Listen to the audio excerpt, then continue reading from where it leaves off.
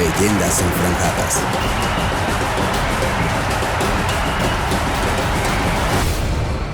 Gonzalo, pues nuevamente agradecerte por la confianza y por el aceptar ser parte de este proyecto para reconocer a las leyendas enfranjadas en el marco del 80 aniversario del club que se viene.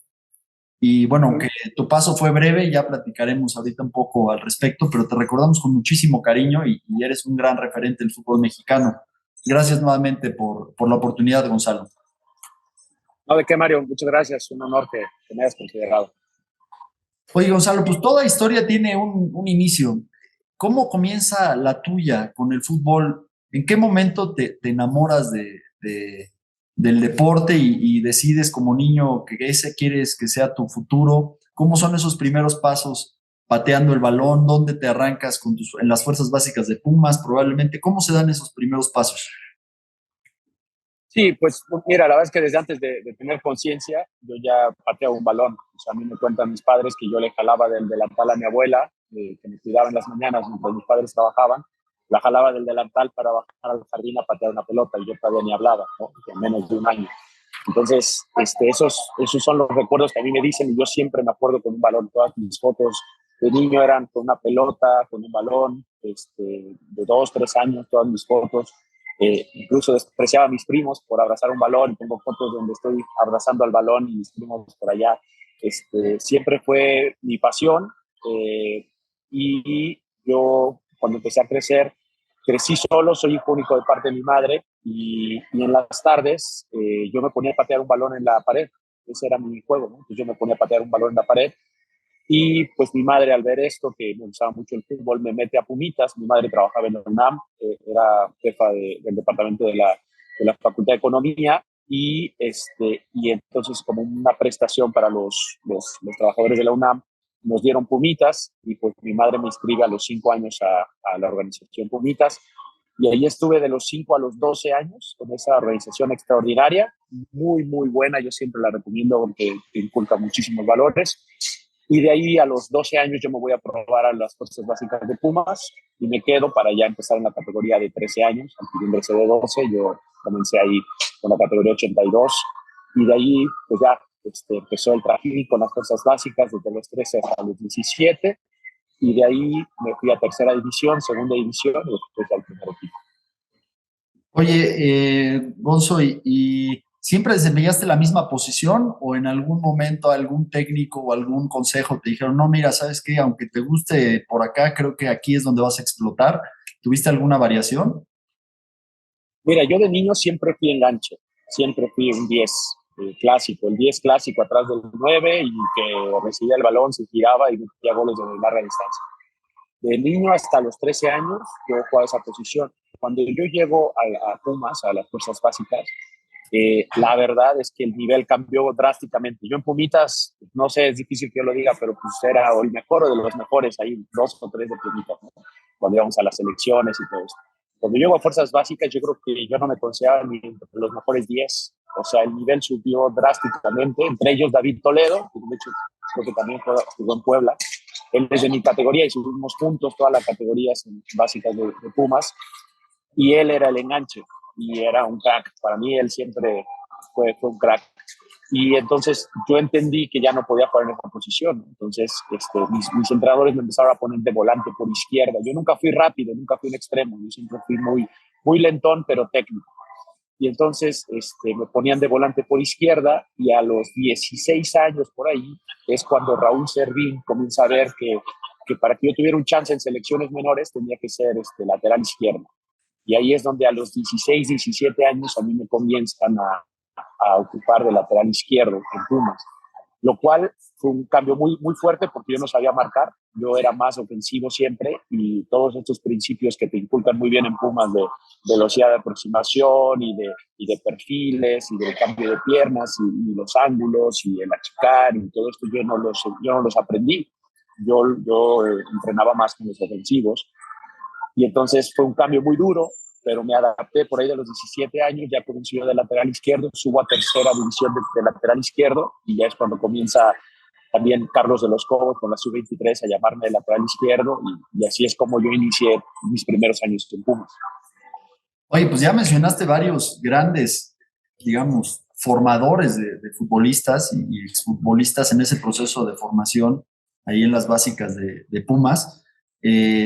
Gran institución, sin duda alguna, y además semillero de grandes futbolistas. Pero ¿cómo se dan, digamos, esos meses y años previos ya a lo que sería tu debut con 21 años, ¿no? Y con Hugo Sánchez. ¿Cómo te consolidas y cómo empiezas a darte cuenta que esto ya es en serio y que ya estás próximo a debutar?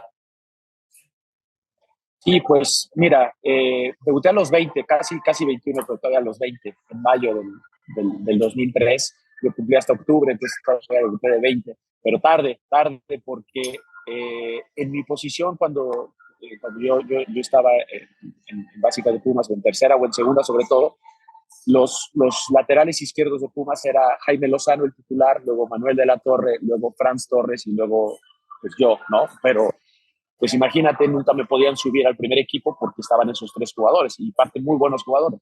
Claro. Entonces, yo estaba un poco bloqueado. Entonces, a mí ni siquiera me llamaban a las pretemporadas. Memo Vázquez, en ese entonces, que era el director de básicas, me decía, oye, es que vas muy bien, pero pues el primer equipo no te necesita. Y pues yo me frustraba un poco. Tanto así que yo ya pensaba continuar con mi carrera de diseño industrial, que yo ingresé a la UNAM, pasé el examen, estaba en el tronco común, que era arquitectura, pero yo pasé el examen para diseño industrial. Entonces yo me desanimé un poco y dije, bueno, pues si en el fútbol no, voy a utilizar todo lo que gano en segunda división para pagarme un poco mis estudios y hasta donde dure y si no, pues ya ver cómo le hago, ¿no? Pero ya mi número uno en ese momento ya era la escuela. Y casualmente, pues por esas épocas me empiezan a llamar a la sub-23, Carlos de los Cobos y luego La Volpe. Y entonces comienza a suceder que, que empiezo a ver como un resurgimiento en mi carrera y digo, bueno, pues vamos a echarle todo, ¿no? Y ahí es en donde me empiezan a tomar en cuenta mucho más. Voy a los Juegos Centroamericanos del Caribe en El Salvador y estando allá en el Cuscatlán entrenando el día antes de la inauguración, me lesiono de la rodilla. Y me regresan a México, llevan a otro jugador de México y me regresan. Entonces fue otro golpe duro porque empezaba a ver como que tenía chance y fue un golpe duro. Y ahí es cuando me llaman al primer equipo. Entonces a mí Hugo Sánchez me llama al primer equipo lesionado y entonces se puede decir en diciembre del 2002 es cuando me llama para empezar en enero del 2003 este torneo ya con el primer equipo. Entonces yo mi pretemporada hice porque estaba lesionado, un ligamento colateral medial de segundo grado, la rodilla izquierda, y me pasé como un mes lesionado, no hice la pretemporada y empecé a entrenar y ese es el torneo que yo debuté. Entonces fue muy raro porque fue un poco bajo presión, o sea, a mí me suben al primer equipo bajo la presión de la sub-23, como que no se entendía que a mí me llamaran a la sub-23 y a Franz Torres, que era 81, no lo llamara, ¿no? Que estaba en el primer equipo. Entonces, eso como que fue un poco bajo presión, que a mí me llaman, capaz que sin querer no tanto, pero pues yo llego al primer equipo y ahí es en donde ya uno empieza a demostrar y trataba pues de hacer las cosas muy bien, pero veía que había un tapón, o sea, yo lo percibía. ¿No? Y justo el día antes de debutar, Hugo pone el cuadro y a mí no me da casaca. Entonces yo entendía que yo ni siquiera estaba en el interescuadras, porque habíamos 25 o 26 jugadores. Entonces a mí no me da casaca y pues yo me fui directo a la banca. Entonces después ya comienzan el partido, iban a comenzar y dicen, falta uno. Y entonces Hugo dice, Pineda, ¿dónde está Pineda? Y yo, acá, dice, ¿qué no quieres debutar, chaval? Y entonces digo, sí, claro, pues órale, vas. Entonces ya ahí me di cuenta que yo era de los titulares, que no usaban casaca. Qué buena Entonces, onda. bueno, sí, fue una buena anécdota y pues ya así fue en los días previos. Yo a mis padres y a mi novia en ese entonces, que es mi esposa, no les avisé, yo les di la sorpresa y les dije, oigan, voy a salir a la banca y tal, pues mis padres y mi novia o mi esposa llegan al estadio y se encuentran con la alineación y ven que voy a iniciar. Escuchó la sorpresa y Entonces mi debut debutas contra Morelia. y como titular contra Morelia. Sí, me pusieron un baile tremendo porque jugaba Saavedra con Ruiz, que eran dos laterales pasadores y los dos jugaban uno delantero, otro de extremo y se turnaban. Y a mí me tocó jugar yo de lateral y Ailton de volante por izquierdo, extremo izquierdo. Y Ailton Ajá. conmigo fue súper claro. Me dijo, mira, Yo no regreso. de la mitad para atrás yo no regreso y de la mitad para arriba tú no subes. Nunca me pases y tú quédate atrás. Tú defiendes, yo ataco. Y pues era defender contra estos dos animales, ¿no? y entonces nos ganan 2-0, pero bueno, al final fue mi debut, lo disfruté mucho, y bueno, así fue. Oye, pero entonces te sucedió un poco como a Torrado, ¿no? Que no figuraba en el primer equipo de Pumas, pero ya estaba en la selección y eso le metió presión al club para darte un poco más de tiempo y de oportunidades. Qué bueno. Sí, un poco la historia es similar, ¿no? La historia es similar. Yo entiendo a Hugo, porque la parte Manuel de la Torre, bueno, primero Jaime, pues era un crack y ya venía regresando creo que de Celaya y lo hizo muy bien. Manuel, que cuando Jaime se va a Celaya, Manuel era el titular y lo había hecho bastante bien también. Y luego Franz, con él, yo estuve en tercera y en segunda división, para mí era un crack también. O sea, se cuenta que yo los veía, yo ni siquiera reclamaba nada, o sea, yo no decía, oigan, es injusto, o no, o sea, yo verdaderamente decía, está duro, ¿no? Ya los niveles en primera división son así, o sea, la diferencia entre uno y otro ya es muy poca, ¿no? Entonces yo lo notaba así, capaz que puedo ser mejor, pero ahorita no lo soy, ¿no? Y así es como se dio. Oye, Gonzo, y yo siempre digo que en el fútbol a veces hay vestuarios donde sucede magia, ¿no?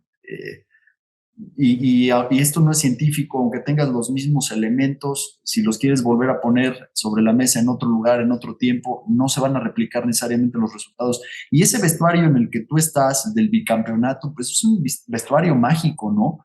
Un equipazo, un gran cuerpo técnico, Hugo y también Mario Carrillo, involucrado en la parte táctica, pero tenías de compañeros pues, a Beltrán, a Verón, a Jaime Lozano, a Israel Castro, en fin, adelante también tenías a Kikín, a Marioni, un trabuco. ¿Cómo recuerdas esos dos campeonatos? Sí, pues así como lo dices, ¿no? La verdad es que un equipazo, yo creo que en ese momento, en el momento antes de ser bicampeones, nadie nos tomaba en cuenta como un equipazo. Yo creo que tuvimos que ganarnos un lugar en el fútbol mexicano con los títulos, porque si recuerdas, no había muchos seleccionados nacionales. O sea, mencionas a Beltrán, pero no lo tomaban en cuenta. A Israel Castro, que no lo tomaban en cuenta. A Bernal, que andaba en su mejor momento y no lo tomaban en cuenta. A Jerry Galindo, al Parejita López, a Kikín, y pues capaz que por ahí los que más destacaban era el Kikín, que llamaban a la selección a veces, y a Jaime, ¿no? Pero todos los demás no nos tomaban en cuenta, entonces nos tuvimos que nosotros, pues como decíamos en ese entonces, ¿no? Rompernos la madre para conseguir un título, porque Puma siempre ha sido así, ha sido de garra, de lucha, entonces fue un gran equipo, un gran plantel. Yo siempre reconozco a Jaime como mi mentor en la posición. O sea, siempre fue un tipo muy humilde, muy solidario conmigo, que me ayudó muchísimo. Leandro me ayudó mucho en la parte de que él me jalaba, me adoptaba casi como a su chavo, me invitaba a su casa, me invitaba a sus asados. Entonces yo convivía, yo era de la generación 82, pero yo convivía con los 75, yo convivía con los grandes, y con ellos yo es con los que me juntaba fuera de cancha. Entonces yo aprendí el profesionalismo, yo aprendí el no hacer asados, yo aprendí el no ir a antros, ¿no? Porque pues a mí me invitaba a Leandro a su casa, yo iba con mi novia y ya su esposa me recibía de maravilla con sus hijos, y entonces yo siempre aprendí esa parte del equipo, entonces fueron grandes maestros. Y en el caso de Jimmy, a mí me resultaba muy curioso que yo debuto, bueno, perdón, no debuto, empiezo a jugar ya de titular con ese equipo porque Manuel de la Torre y Franz Torres salen del equipo para ese 2004, y yo ya de no salir ni a la banca, pues salgo a la banca ya completamente, ¿no? Y 4 o 5 partidos de empezar el torneo del 2004, Jaime Lozano se lesiona de la rodilla. Y entonces también una lesión larga, creo que le duró 2 o 3 meses la lesión.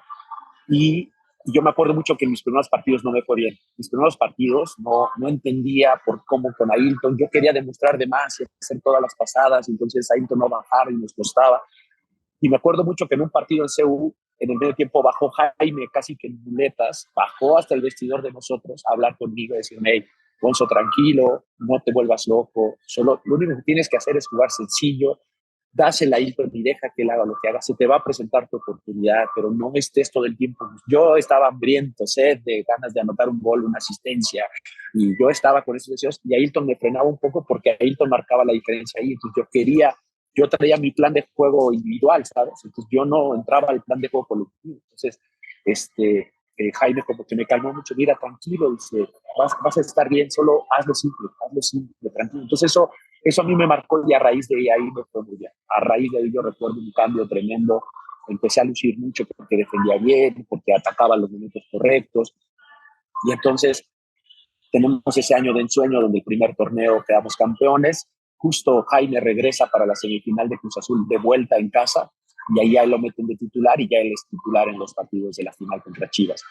Pero yo recuerdo eso como, ¿sabes? Como momentos de instrucción para el futuro. O sea, Beltrán, Bernal, Leandro, Marioni, o sea, todos. Verón es casi de mi edad, es también más grande, pero los demás eran mucho más grandes que yo y siempre me trataron muy bien, me adoptaron mucho porque entendían que yo era un novato. Entonces me arroparon bastante bien y pues bueno, resultó en eso. Era un equipo con un gran equilibrio, ¿no? Entre juventud y gente ya con experiencia. Pero también había mucha competencia de lo que nos comentas y se ve cómo te afianzas por completo ya para el bicampeonato, ¿no? Pues te adueñas, ¿no? De la titularidad, o tienes muchas más participaciones y explotas ahí ya con tu potencial, ¿no? Sí, sí, también un poco de suerte, ¿eh? Porque sí, capaz que a veces yo la suerte no la controlo, pero sí me ayudó, porque fíjate, eso que te comento, yo empecé a jugar por Jaime, justo somos campeones, pero al siguiente torneo yo ya no era titular, porque Jaime era el titular y Ailton era el titular. Entonces, pasa que yo me voy a Juegos Olímpicos en ese año con la Volpe, vamos a Grecia, y regresando tuvimos ese torneo del Santiago Bernabéu, que regreso a México un día y de ahí vuelo a Madrid con todo el equipo de Pumas para ir a jugar ese partido y yo no juego ni un minuto. O sea, ni me ves en las fotos, yo salí pero súper caliente, súper molesto. Tú no me ves en las fotos del Eso te iba a preguntar, porque sí, estaba ahí. no encontré la referencia, pero no te vi en la alineación y no te vi, sí. Sí, yo estaba molesto, pero parte de la juventud y novatez, ¿no? Que crees que ya te mereces todo y toda esta parte, ¿no? Y vas a selección y tal. Pues yo me sentía como castigado por ir a la selección, yo así me sentía, ¿no? Pues te acuerdas del pique de Hugo y la Volpe, pues yo me sentía en ese momento castigado por Hugo por haber ido a la sub-23 con la Volpe, y entonces cuando veo, no juego ni un minuto, Ailton estaba lesionado y no me metieron. Entonces metieron, no me acuerdo si a Joaquín Botero lo meten de extremo izquierdo, lo cual no era su posición. Sí, Y ahí lo inician. Y a mí me paran a calentar desde como el minuto 20 y me pasé todo el partido calentando ahí en la banda del Bernabéu. O sea, me lo aprendí de memoria. Y entonces cuando no me meten, yo salgo muy molesto, ¿no? Entonces yo entré a la cancha, felicité a todos mis compañeros de mano, a todos, y me metí a bañar. Y entonces, mientras ellos, yo también no sabía que se iba a ser tan grande, ¿sabes? Yo no sabía el protocolo, no sabía que se iba a ir a recibir el trofeo, que iba a haber el festejo. O sea, yo para mí, pues ganamos el partido y ya festejé con los compañeros y me metí al vestidor. Yo no entendía qué pasaba. Y pues yo estaba solo en el autobús y no, no entendía nada que pasaba y se tardaban mucho. Fueron algunos auxiliares ahí a decirme que fuera, les dije que no, que ya me había bañado, que ya me quedaba ahí en el autobús. Entonces yo no salgo en las fotos, hoy me arrepiento, pero tremendamente y entiendo que mi actitud era equivocada, ¿no? Fue muy egoísta de mi parte, ¿no? Lo entiendo perfecto, pero pues son las lecciones de juventud que aprendes. Ah, Y bueno, pasa eso, pero el punto es que Ailton estaba lesionado y el siguiente torneo, ahí sí que empiezo a jugar. También ya justo después de, estando en Madrid, a mí me llaman a la mayor. O sea, imagínate, yo me sentía que me acaban de llamar a mi primer convocatoria a la selección mayor, a un juego de eliminatoria, y no había jugado ni un minuto. O sea, eso es lo que a mí me pegaba mucho. Entonces, cuando regreso, voy a la selección mayor, debuto con la mayor contra Trinidad y Tobago en ese 2004 y regreso a Pumas y pues también un poco capaz que por presión empiezo a jugar también, ¿no? Entonces suben a Jaime de volante por izquierda y a mí de lateral. Y entonces, pues ese segundo año lo juego completo, ese segundo torneo, y somos bicampeones. Entonces, a aprovechaste la partir de ahí, oportunidad, ¿no? sí aproveché eso y entonces el club ve que Jaime ya pues como que se podía sacar buen dinero por Jaime y yo ya venía atrás y ahí es cuando a Jaime lo venden a Tigres y yo ya me quedo de titular en Pumas con Ailton, ¿no?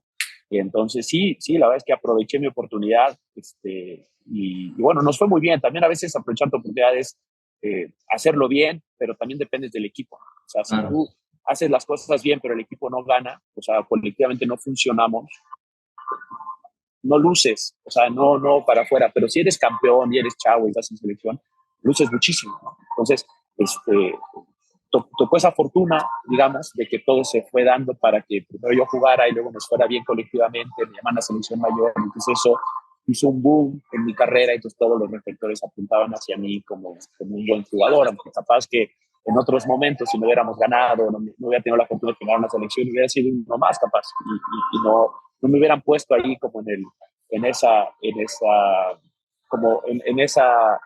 posición donde pues ya me llaman a Chivas o cosas así, ¿no? Eso trajo muchos reflectores a mi carrera desde muy joven. Oye, ¿cómo se da tu llegada a Chivas? Al final de cuentas, todavía muy, muy joven, que tenías 22, 23 años, cuando se da 23 años, ¿no? Aproximadamente cuando se da tu pase a Chivas, y después de haber ganado todo ese año, porque pues ganaron todo lo que se podía ganar, ¿no?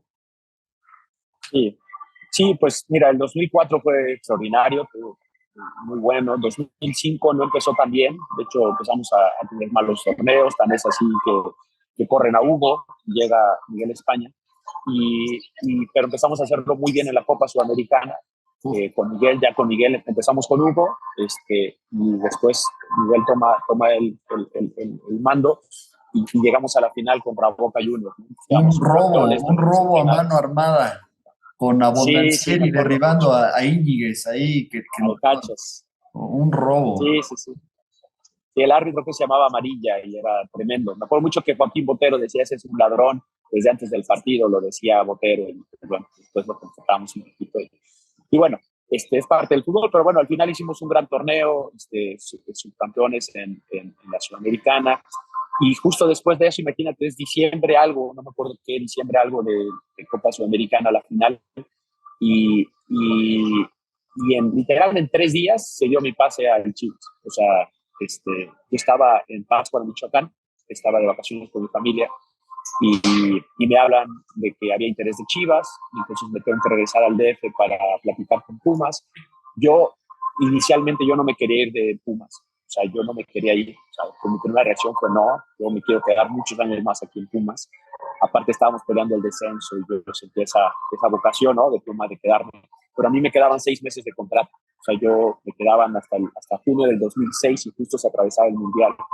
Entonces, Pumas nos hace una oferta de un contrato bastante mala. O sea, para Pumas era demasiado malo. O sea, me pagaban como un novato normal. Y entonces yo empecé a pelear un poco más, por la cuestión, sobre todo porque me querían amarrar por muchos años más. Entonces, pues yo tenía, bueno, mi representante tenía que ver esa parte, ¿no? Entonces, al final llegó el punto donde yo les dije: a mí páguenme la mitad de lo que me ofrece Chivas y me quedo. Y no quisieron. Uf, Entonces, bueno, al final resulta que me venden a Chivas por esa situación, porque si no me podían perder. O sea, si ellos no me vendían a Chivas en ese momento, ya no a mí hacía me caso. perdían. Porque, claro, porque se veía como que yo tenía posibilidades de ir al Mundial, que después terminó yendo, y de ahí me podía ir libre a Europa. Entonces era un muy buen camino. Entonces, pues Pumas decide vender.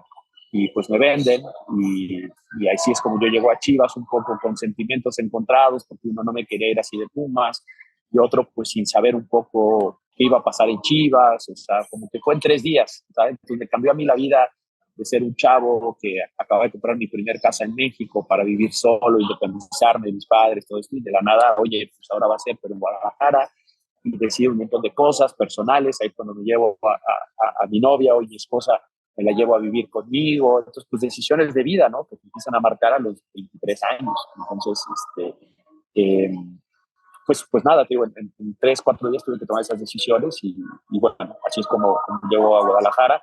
Y pues gracias a Dios la historia fue muy bonita, muy linda. Me hice en Chivas, 4 años, un título, y pues la verdad es que creo que aparte hice una muy buena conexión con la afición Chivas. O sea, como que más allá de resultados o cualquier otra cosa, la conexión con la afición Chiva fue extraordinaria. Y todavía a la fecha muchos aficionados Chivas me recuerdan con mucho cariño, me ven en la calle, me saludan, me piden fotos, porque fue una conexión muy bonita con ellos en muchos sentidos. Oye, y quizás en esa época alcanzaste tu nivel más alto en lo individual, ¿no? Confederaciones, Mundial, campeonato de liga con Chivas, o sea, andabas volando. Sí, yo creo que entre 2004 y 2007, yo creo, 2008 fue mi mejor momento.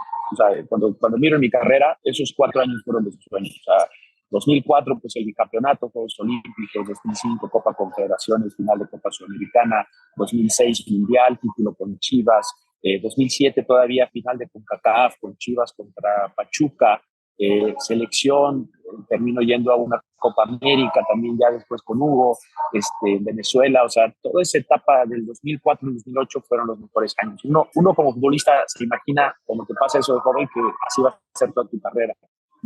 Y resulta que no, resulta que vienen tropiezos, que vienen situaciones, que vienen pues muchas cosas, ¿no?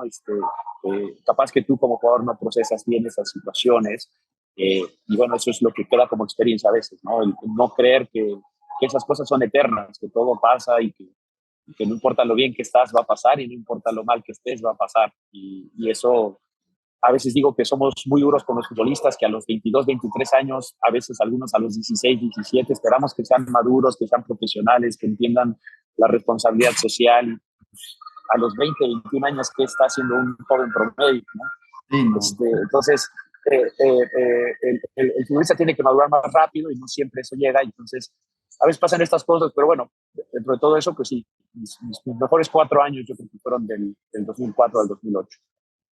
Oye, Gonzalo, juegas en Pumas, un grande del fútbol mexicano, en las Chivas, otro grandísimo. Después vas a jugar en Cruz Azul, pero en el Inter viene San Luis. ¿Cómo se da ese cambio también? Porque, digamos, parece ahí algo extraño, ¿no? Sí, bueno, en Chivas yo salgo más que por rendimiento, porque yo era titular en Chivas en ese momento, salgo por un problema personal que tengo con una persona ahí en Guadalajara. Fue mi entrenador, Efraín Flores, no nos llevamos muy bien. eh, y bueno, al final, en ese momento él llega como asesor de Vergara y bueno, lo primero que hace es pedir mi salida. Y así es como yo salgo. eh, y fue en diciembre del 2009, si no mal recuerdo, Ajá. y no había muchas opciones en ese momento del mercado. Entonces, de las pocas opciones que había, y yo al sentir la molestia esta de decir, ¿sabes qué? Sí, vámonos porque esta persona no me quiere, me está tirando mucha mala vibra allá arriba con la directiva y que me está inventando cosas, mejor vámonos. Nos vamos y la opción era San Luis. No era una mala opción porque era 4 meses de contrato, o sea, ese torneo, y después, yo como tenía contrato con Chivas, y después buscar una opción. Entonces, así es como yo llego a San Luis y se da.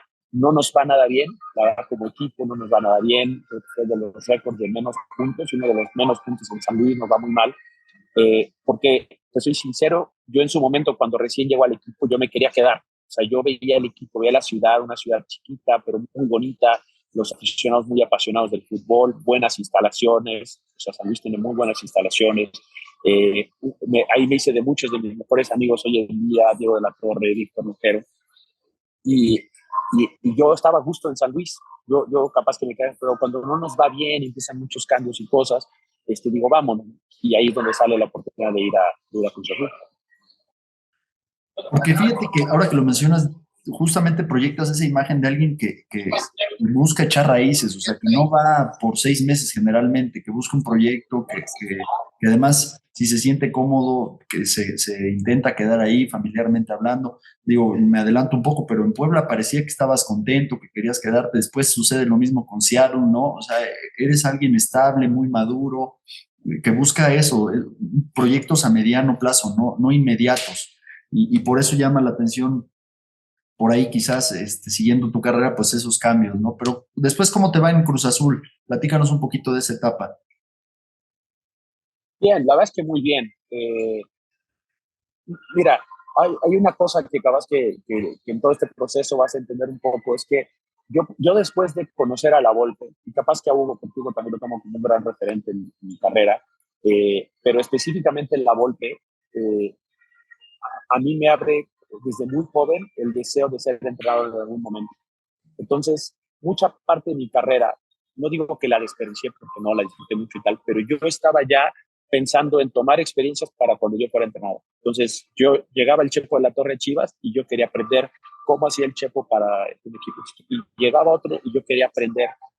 Entonces, cuando llego a Cruz Azul, yo siempre fue un sueño ser dirigido por el profe Mesa. Yo quería ser dirigido por el profe Mesa. Yo siempre quise ser dirigido, aparte de todos los que tuve, por el profe Mesa y por Tuca. Siempre me puse como objetivo algún día ser dirigido por ellos, porque yo ya buscaba el aprender para en un futuro ser entrenador. O sea, eso que hablas de la visión, yo desde muy joven yo tuve esa visión de que a largo plazo yo quería ser entrenador. Entonces, cuando yo llego a Cruz Azul, el profe Mesa me cambia completamente mi forma de ver el fútbol. O sea, yo venía de tomar lo mejor de la mentalidad de Hugo, ¿no? Que era extraordinaria, la forma como él te mete en la cabeza un objetivo y no te lo sacas, no te lo sacas, está todos los días, la constancia de Hugo, ¿no? Y la mentalidad de Hugo. Y después con la Volpe, la táctica. Entonces yo con la Volpe aprendí muchísimo de táctica durante esos 3, 4 años que estuve con él en selección y aprendí muchísimo de él. Cuando yo llego a Cruz Azul con el profe Mesa, yo venía mucho con esta idea de la línea de 3 o la línea de 4, que se mete y crear el mano a mano a Río, generar las redes numéricas en salida y el protagonismo y todo esto. Y me encuentro con un profe Mesa que me baja un nivel y me dice, a ver, sin táctica no hay técnica. Y entonces, a ver cómo está eso. Sí, es que de qué sirve que tú encuentres al hombre libre si le tiras el pase acá al pecho o se lo tiras a la pierna de atrás, haces lento el juego. Entonces empiezas a ensuciar las combinaciones de juego.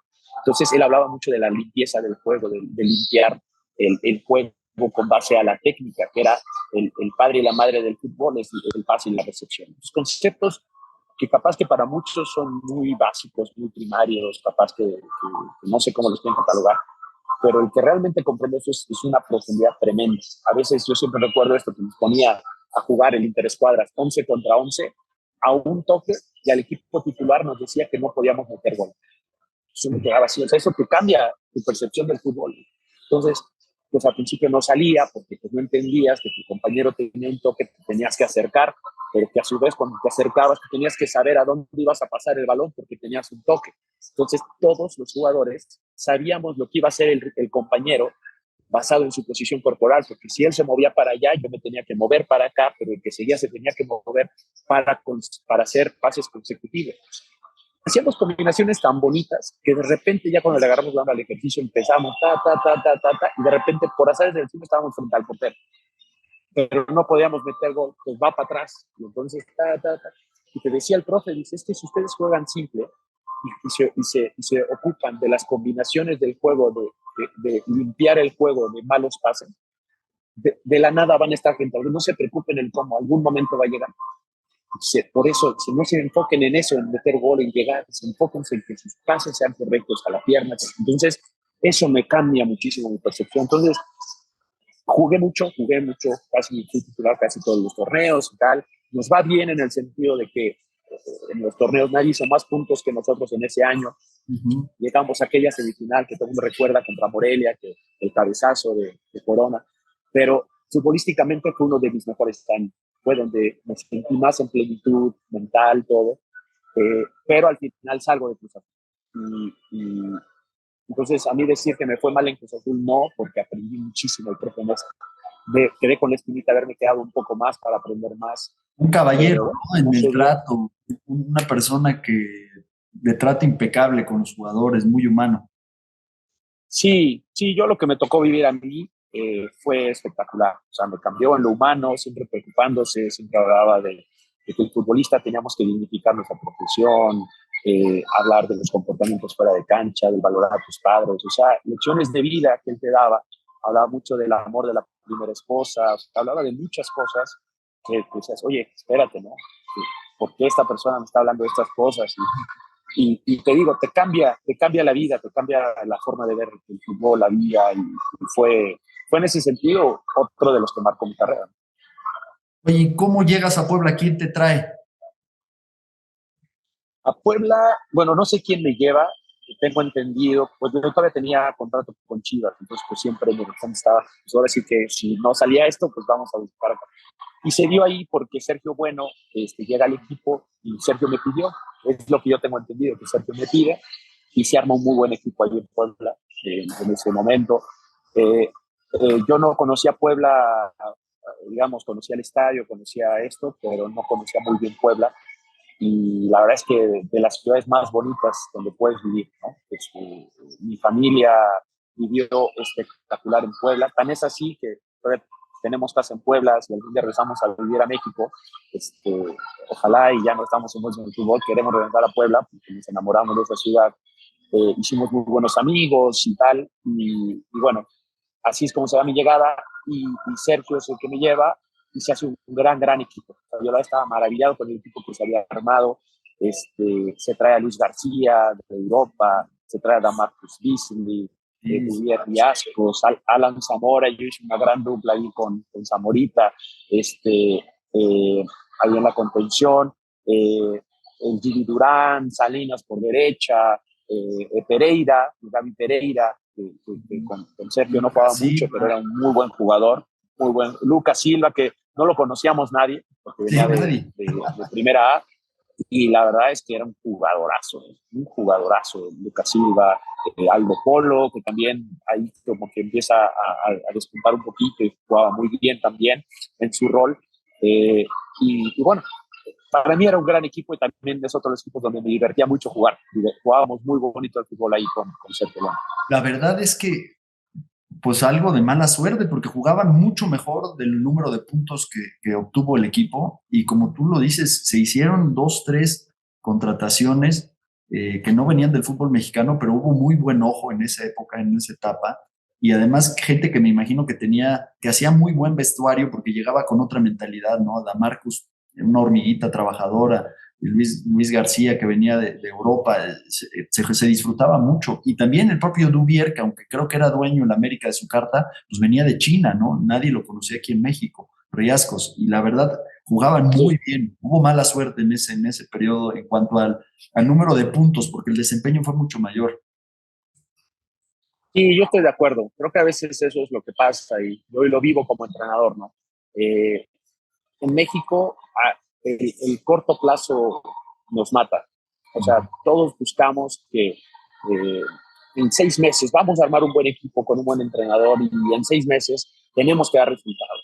Y cuando tú te vas al fútbol internacional, a muchos temas, y yo hoy que entiendo mucho más que antes de metodologías de trabajo, la verdad es que toma mucho tiempo que un equipo juegue bien al fútbol, que juegue, que tome ese protagonismo que hablamos, porque cuando tú tomas un equipo y quieres jugar punta para arriba, agarrar los rebotes y buenas jugadas en táctica fija y pelotazos, contragolpes, y ese es tu estilo, es mucho más simple, es efectivo y no tengo nada contra ese estilo, es un estilo válido porque no está fuera del reglamento para nada, pero sí es mucho más sencillo jugar así. Cuando tú tienes un equipo que quiere salir jugando, que quiere dominar el local de visitantes contra el América, contra Chivas y busca ese protagonismo, toma mucho más tiempo porque es mucho más difícil crearte destruir. Entonces, eso es lo que a mí me pasa un poco con estas cosas, ¿no? Que era un gran equipo,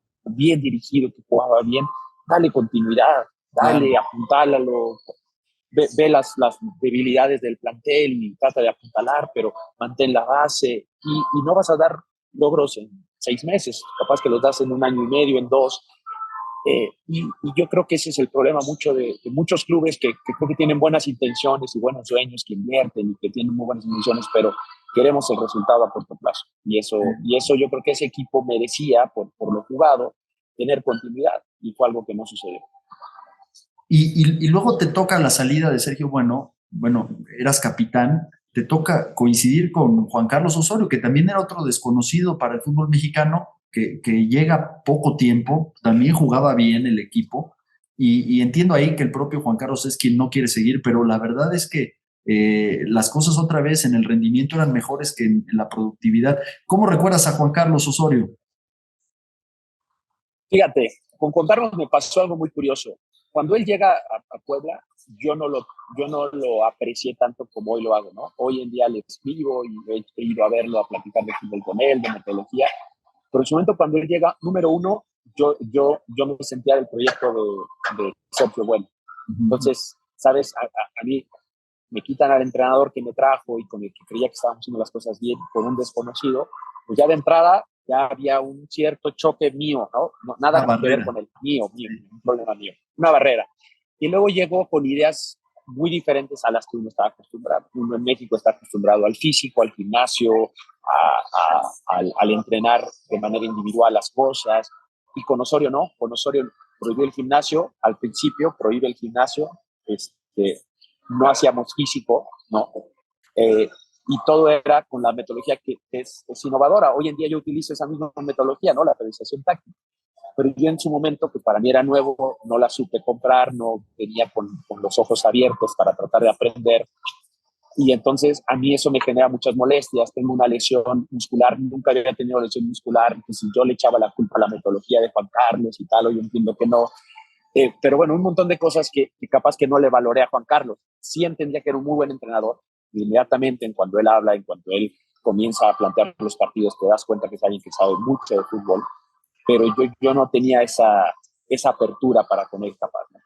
Y poco a poco nos empieza a ganar, yo creo que a todos en el equipo, y jugábamos muy bien con él, pero igual, pues una vez más, ¿no? Jugábamos muy bien, pero perdíamos por detallitos y bueno, terminan cesándolo, no a la mitad, pero sí como 3/4 partes del torneo terminan cesándolo y lo que te digo, me quedó ese espíritu que capaz que no lo valoré tanto y años después, cuando empiezo a estudiar en la escuela de entrenadores en Europa, todo esto, la precisión táctica y metodología, se empiezo a preguntar, digo, pues esto era Juan Carlos, ¿qué onda? Pues voy y hablo con Juan Carlos y le pregunto cosas. Y muy, muy buena onda Juan Carlos, eh, me dio en algunas cosas ahí en la metodología. Oye, hablábamos un poquito antes de arrancar de que la vida es superar tropiezos, ¿no? Y acumular experiencias. Vas a Querétaro, pero después viene una lesión, un parón y incluso la duda de decir, quizás aquí ya se acaba tu carrera y al mismo tiempo se abre otra oportunidad que termina siendo clave para el desarrollo posterior de tu vida y ya tu desarrollo como auxiliar técnico primero y como director técnico en jefe después.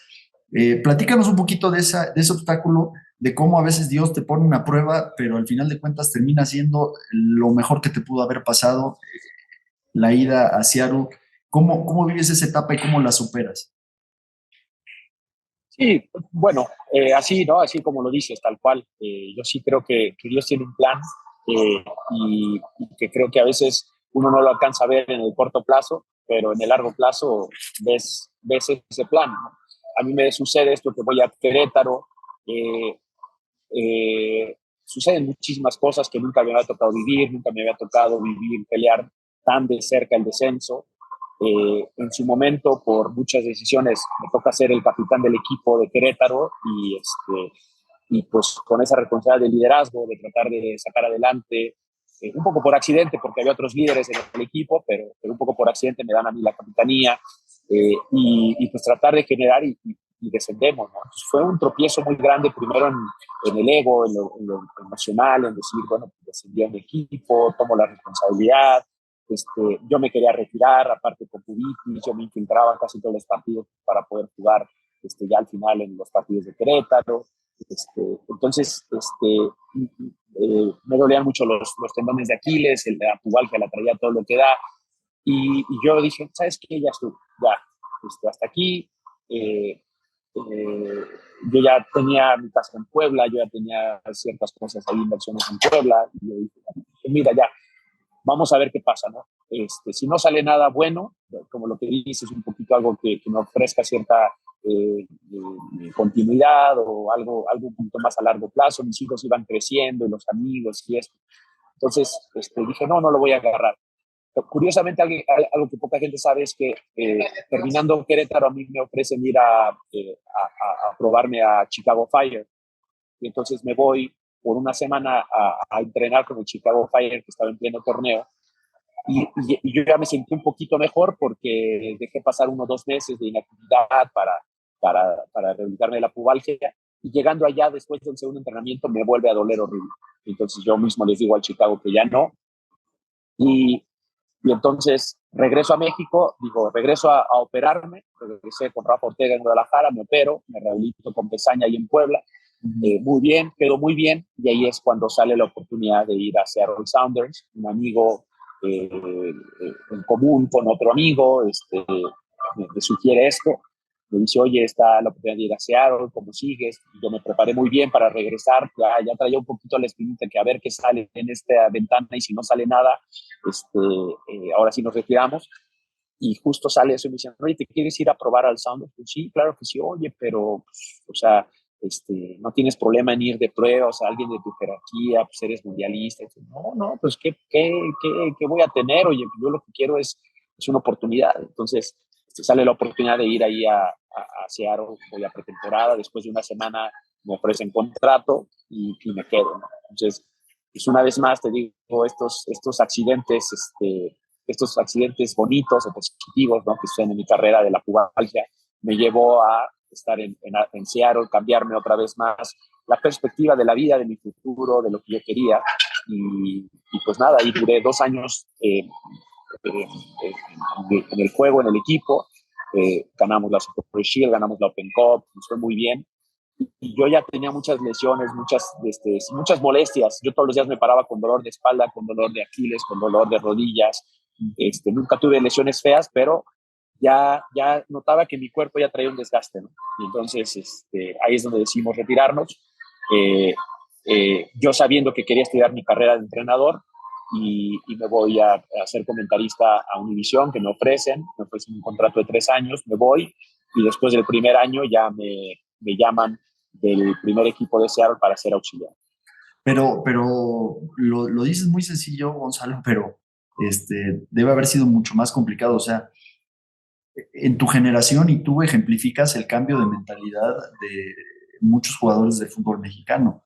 En el siglo XX, ¿cuántos jugadores mexicanos al revés? Recordarás el síndrome del jamaicón, al revés, ir afuera era no, ¿por qué? O sea, la comodidad, la comida, mi familia, y tú das el brinco, superas, digamos, el choque cultural, superas la barrera del idioma, incluso el relanzamiento deportivo de tu carrera. O sea, tiene mucho mérito. Habla de una mentalidad muy fuerte que tú tienes, y sigues al mismo tiempo adquiriendo experiencia para lo que viene como auxiliar y como técnico. ¿Cómo se da la parte de acoplamiento cultural, del idioma? O sea, debe de haber sido algo también difícil, ¿no? Sí, mira, poco a poco uno como persona va evolucionando, va cambiando, a veces para bien, a veces para mal, pero pues todas las experiencias que te van sucediendo en la vida te van forjando, te van cambiando, te van moldeando también, ¿no? Para ser capaz que Dios quiera una mejor persona. Yo comienzo a leer un poco a Séneca, algunos estoicos, y comienzo un poco con esto de controlar lo que puedo controlar. Entonces eso a mí me empieza a cambiar también una vez más mi perspectiva, mi forma de ver las cosas. Entonces, tratar de controlar lo que puedes controlar te quita el estrés de pensar mucho quiero ganar esto, quiero conseguir esto, ¿no? Y entonces a mí me enfocaba simplemente en lo que tenía que hacer en ese momento. Entonces, no me estresaba mucho a mí el que, oye, ¿qué va a pasar? O la barrera cultural, o el idioma, o yo llegaba y a ver, ¿qué tengo que hacer hoy? Hoy tengo que llegar, tengo que entrenar al 100% para tratar de ganar un lugar. ¿Por qué? Pues porque mis hijos, me quedó mucho una frase de Nacho Ambriz que siempre decía que nadie se puede meter con la comida de tus hijos, ¿no? Siempre señalaba su bolsa y decía, mira, aquí está la comida de mis hijos, y el que se quiera meter con la comida de mis hijos, dice, pues me va a costar, ¿no? Entonces, yo siempre decía eso, pues tengo que ir por la comida de mis hijos, o sea, tengo que ir a tratar de mostrar. Y entonces llegué a Seattle. El idioma no me costó porque no hablaba extraordinario inglés para nada, pero lo hablaba y lo entendía muy bien. O sea, para ser una persona viniendo de México que nunca había vivido en un país que se hablara inglés, lo hablaba muy bien y me daba a entender perfecto, y entendía todo lo que el técnico decía. O sea, todo lo que el técnico decía lo entendía. Capaz que una o dos palabras no, pero el sentido lo comprendía muy bien. Entonces, eso no me costó. Yo soy muy, muy práctico en mi forma de vida, soy muy, muy práctico. Entonces, yo no soy tan emocional, tan romántico, tan así como capaz que somos los latinos o los mexicanos. Pues yo esa parte del choque cultural, de la forma de ver la vida, de ver esto, el americano es mucho más seco, mucho más directo al punto, business first y toda esta Más parte. racional, sí. Sí, yo me adapté muy rápido a eso. O sea, yo la compré de volada. Sí que me juntaba más con los latinos, sí que esto, pero yo interactuaba igual con el americano y esa parte a mí no me costó tanto. Yo me adapté muy rápido a esa parte, capaz que eso fue lo que me ayudó mucho a que me fuera bien en Seattle, fue que me adapté muy rápido a la mentalidad americana, muy, muy rápido. La mentalidad competitiva, porque no siempre es la mentalidad ganadora, ¿no? Es como confundimos esa parte, mentalidad competitiva, porque el que es ganador, pues pareciera que solo es ganador cuando gana, ¿no? Y en el fútbol, en la vida, pierdes más veces de las que ganas. Y entonces cuando pierdes ya no eres ganador o que se te va. No, tienes que ser competitivo, siempre buscar competir a tu máximo nivel. Entonces esa parte el americano la entiende muy bien, tiene una mentalidad muy competitiva. Todos los días compiten en los entrenamientos. Y a mí, yo me adapté muy rápido a esa parte. Entonces, no me costó casi nada de trabajo. Capaz que a mi familia le costó un poco más, sabes, con ir chiquito, de 5 o 6 años, llegarme allá, pues el cambio cultural, el cambio del idioma para ellos sí, para mi esposa, eso, el estar lejos de la familia. A mí no me afectaba tanto, se podría decir, pero a mi esposa sí, porque ella es de familia numerosa, entonces ella está acostumbrada a ver a su familia y tal. Entonces, esa parte sí que nos afectó, la comida no sufrí porque mi esposa cocina muy rico y cocina mexicano, como cocina birria, pozole, tacos, todo, entonces no sufrí nunca de eso. Entonces te digo, la adaptación como tal creo que en mi caso fue rápida y no nos costó mucho trabajo. Pero nuevamente yo sí creo que refleja otra vez tu deseo de no ser un futbolista de paso en tus equipos. O sea, yo creo que, me imagino que a lo mejor sí pediste clases adicionales de inglés. O sea, yo te he escuchado en entrevistas y el nivel que traes ya es, pues prácticamente, digo, como alguien que lo maneja muy, muy bien. Entonces, no creo que tienes más mérito del que te reconoces, Gonzalo. Yo creo que sí le metías extra a ese tipo de cosas. No, bueno, sí, o sea, sí tomé clases de inglés para tratar de perfeccionarlo, pero yo estoy seguro que si no hubiera tomado clases de inglés, la adaptación es que, ¿sabes qué me pasa a mí? Que me gusta mucho hacer algo más que los demás, eso sí, que siempre me gusta hacer algo extra que los demás, que, por ejemplo, cuando empecé a ver lo de mis licencias de ser entrenador, yo tenía la posibilidad de hacerla en Estados Unidos porque estaba ahí, porque me daban facilidades. Pero dije, no, yo me quiero ir a Europa, quiero estudiar en Europa. Entonces busqué la manera, de contactos, de muchas cosas, poder estudiar mi UEFA Pro. Entonces la acabo de terminar. Entonces eso ya es un sello distintivo. Yo quiero tratar de tener algo que capaz que los demás no, o hacer algo que los demás no hagan, ¿no? En ese sentido yo siempre he dicho que soy como un bicho raro. A mí me gusta lo que a nadie le gusta. O sea, yo escucho música clásica, escucho ópera en mis tiempos libres, me gusta la trova, pero la trova vieja, o sea, la trova, como el pop trova, que capaz que a veces se confunde, ¿no? Me gusta la trova vieja, la de Pablo, la de Silvio, la de Serrat, Fernando Gadillo en sus inicios, Julio. Entonces, y es la música que a mis amigos no les gusta, ¿no? O sea, todos andan con el reggaetón, con esto, yo no tolero eso. Entonces yo siempre me he sentido un bicho raro a alguien que le gusta hacer algo que no le gusta. Entonces a mí tomar clases de inglés me gusta, a mí leer a los estoicos me gusta, a mí estudiar otras cosas me gusta el ajedrez, me gusta tocar guitarra. O sea, me gusta hacer cosas que, no por ser diferente, simplemente tengo gustos diferentes. Entonces trato de hacer cosas que, o tiendo a hacer cosas que nadie hace. Entonces, en parte de eso, pues yo me puse por mi cuenta, o sea, yo me pagaba mis clases de inglés con una maestra de mi hijo, precisamente, que es un ángel, se convirtió en nuestra muy buena amiga, y me empezó a cambiar un poco mi pronunciación, el vocabulario del fútbol, el vocabulario para hablar en la prensa. Entonces, todo eso sí me ayudó, pero al final te digo, es algo con lo que he convivido toda mi vida, con esta parte de ser un poco diferente a los demás. Pues, o sea, te oigo y yo estudié en una escuela alemana, viví en Alemania pues creo que te entiendo perfectamente bien, ¿no? O sea, el cuate muy estructurado, muy racional, que sabe lo que quiere, sus objetivos, y yo creo que eso te augura un gran futuro como técnico, Gonzalo.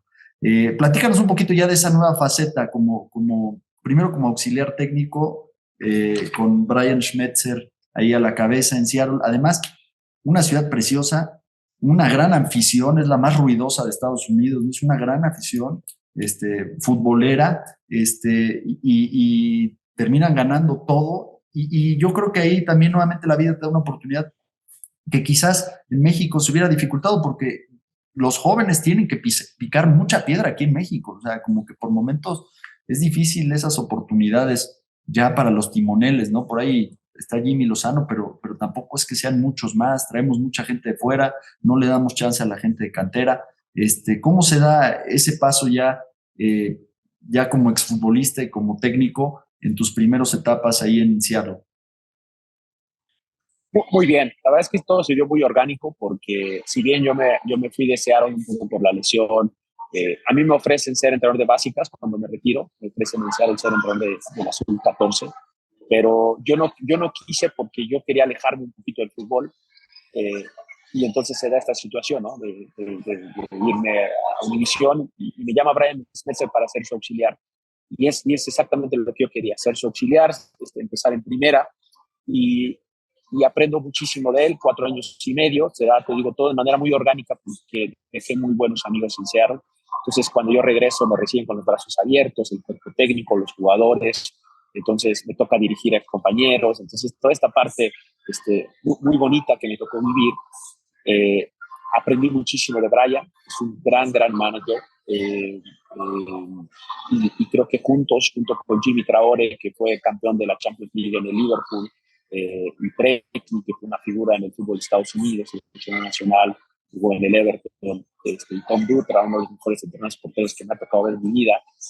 Hicimos un grupo bastante bueno en el cuerpo técnico y nos tocó vivir cosas extraordinarias, entre ellas pues, aquel título del 2019 contra Toronto en casa, en Seattle, con un lleno espectacular en el estadio, un ambiente fantástico. Nos tocó vivir cosas muy bonitas, pero creo que hicimos un gran grupo de trabajo. Más allá de mi experiencia, fue un gran grupo de trabajo que hicimos, cada uno sabíamos nuestro rol en el cuerpo técnico, muchas discusiones, muchas conversaciones fuertes, duras, críticas hacia el trabajo del otro, pero que nos ayudó a mejorar, a impulsar. Entonces aprendí muchísimo, ¿no? de Brian, y gracias a Dios nos fue muy bien. Y bueno, eso me dio la oportunidad de ese éxito colectivo con Seattle, pues me, me puso un poco en la vitrina de varios clubes. A mí me entrevistó antes de Atlanta, donde estoy hoy, me entrevistó DC United. Estuve muy cerca de llegar a DC United un año antes de Atlanta. Y también por ahí un par más que no llegó tan formal como estos dos que hablo, pero llegaron ofertas. Entonces, una vez más, ese éxito colectivo te pone en la vitrina, ¿no? Como lo que te decía en Pumas, te pone un poco en la vitrina, y así es como llegó a Atlanta, donde pues llevo año y medio y pues ahí vamos, ¿no? Tratando de construir el proyecto que queremos para Atlanta.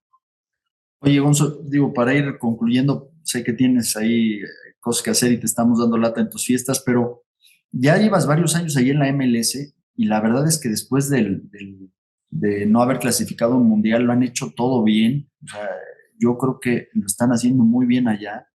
Eh, digamos, si tuvieras la oportunidad de sugerirle a la Femex Food tres, cuatro cosas que hacer de cara al Mundial 2026 que estén haciendo allá o que veas que no estamos haciendo lo mejor acá, ¿qué nos sugerirías para poder aspirar a más que el quinto partido con la selección? O sea, de veras creo que están allá muy claros en los objetivos, en el largo plazo. ¿Qué nos podrías decir al respecto? Mira, yo no soy mucho de copiar modelos, porque la realidad de la MLS es diferente a la realidad de la selección de Estados Unidos, porque son dos entidades diferentes, tienen que ver, por supuesto, pero es diferente el proceso. Tienen su propio ser, ¿no? O sea, la MLS es una copia del modelo de la NFL, de la NBA, de franquicias, de toda esta parte de playoffs, torneo largo. Todo esto es un modelo que ellos tienen ya muy bien elaborado. No creo que nosotros podamos, no siquiera queramos, podamos copiar muchas cosas de lo que ellos hacen hoy en día. Yo tengo algunas propuestas, ¿no? Que he escuchado en los últimos días, mucha gente de mucho conocimiento ha hecho, ¿no? Pues sí, para mí los torneos largos, con una sola liguilla, muy parecido sí a lo que se hace en Estados Unidos, pero torneos largos con una liguilla que permita, pues, una vez más, tiempo para trabajar con los jóvenes, tiempo para darle más tiempo a los técnicos jóvenes. Otra cosa es hacer un límite, pero no es el límite de extranjeros, porque el límite de extranjeros no va a solucionar ese problema por sí solo. Yo creo que poner un mínimo necesario de calidad para el extranjero que viene a México, como se hace en la Premier League, ¿no? O sea, poner cierto número de partidos jugados en primera, o cierto número de participaciones en selección nacional, o cierto número de goles para ciertos delanteros, no sé, algo que puedas controlar la calidad de extranjeros que vienen al país, que son muy necesarios porque nos vienen a ayudar a enseñar. Yo propongo una comisión, una verdadera comisión de selecciones nacionales que tengan a técnicos súper comprobados, súper reconocidos en México, que amen a México. Ojalá que todos seleccionadores nacionales en algún momento, por ejemplo, Mejía Barón, por ejemplo, Jorge Mesa, por ejemplo, Manuel Apuente, por ejemplo, La Volpe, por ejemplo, Javier Aguirre, que sea una comisión verdadera, que sea la que determine todo lo futbolístico del fútbol mexicano, que cada uno tenga una función, pero que tenga el poder para decidir quién es el técnico nacional, que sea la comisión que le pida cuentas al técnico nacional, que le sugiera, que sea como un asesor del técnico nacional, lo cual yo creo que le llenaría y le ayudaría en ese proceso de conocimiento al técnico nacional. Y propongo también, para fomentar la venta de jugadores al extranjero, que todo ese dinero, porque uno nomás escucha las cifras que se ganan con los partidos acá en Estados Unidos de Zoom, de la empresa que patrocina la selección o promociona la selección en Estados Unidos, que de ese dinero se subsidie a los clubes del fútbol mexicano para vender a Europa. Es decir, hoy en día yo escucho que a este muchacho Álvarez no lo pueden vender porque quieren 8 o 10 millones Pachuca, lo cual Pachuca está en su derecho, tiene su negocio y es su business y todo, ¿no? Pero ¿qué? ¿Quieres 8? ¿Cuánto te ofrece el Ajax por Álvarez? Te ofrece 3, 4 millones, la federación te pone los otros 4. Entonces, de esa manera, fomentar que Gallardo de Pumas, cuando salió, en lugar de irse por 7 millones a Monterrey, se vaya por 2 al Panathinaikos a sufrir, a jugar en Grecia, otro entorno, y la federación le pague a Pumas otros 4. O Pizarro, que en lugar de pasar de Pachuca a Monterrey, o Jürgen Damm, ¿no?, que se vayan al Sevilla. Y la Federación Mexicana subsidia a esos clubes para fomentar, porque al final gran parte del éxito de Estados Unidos, la selección, es que hay jugadores jugando en Europa. No necesariamente que juegan en la MLS, ojo, porque Pulisic no pasó por la MLS, Reina. McKennie no pasó, Reina no pasó por la MLS, estaba contando de Sergiño Dest, no pasó por la MLS, Timothy Weah no pasó por la MLS, hay 6 o 7 que no pasaron por la MLS. Entonces, no necesariamente ese es el modelo que hay que copiar, sino fomentar que jugadores mexicanos vayan a Europa. Otra cosa es un mucho mejor escauteo del México americano, jugando evidentemente en Estados Unidos, porque hay mucho jugador mexicoamericano acá con mucho talento. Me imagino que lo hacen, pero yo no veo que capaz que se negocie de la manera correcta con ese México-americano para jalarlo a México, ¿no? Esas cosas, más allá de todo lo que se ha escuchado hoy en día, descenso, que todo eso lo veo bien, son propuestas que yo tengo de fuera, que veo, capaz yo de metiche, porque tiene mucho que no sigo tan de cerca el club mexicano por mi trabajo, veo casi todo es MLS, por mi propio trabajo, por lo que scouteo, pero yo de fuera es lo que veo que capaz que eso le puede ayudar. Oye, Gonzalo, pues muchísimas gracias. Yo te deseo no te deseo que regreses pronto a dirigir a México, que eventualmente estoy seguro que vendrás, porque antes creo que la tienes que romper absolutamente allá, y por qué no pensar en Europa. Te veo con una mentalidad absolutamente preparado para ese brinco, pero sí, eventualmente ojalá que se crucen tus caminos con el fútbol mexicano y ojalá, ¿por qué no?, con el Puebla, ya en una nueva etapa. Aquí te recordamos con muchísimo cariño, Gonzalo. No, pues muchas gracias, te agradezco mucho. Ojalá que en algún punto de la vida nos vamos a cruzar por ahí en Puebla y bueno, sí me daría mucho gusto, pero ya veremos por dónde nos lleva el camino del fútbol y bueno, nada,